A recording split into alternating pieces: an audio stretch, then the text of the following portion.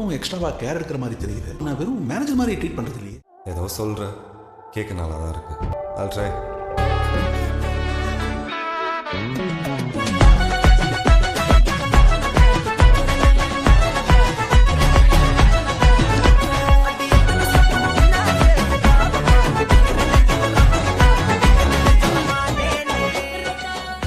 Love பண்ணுறியா?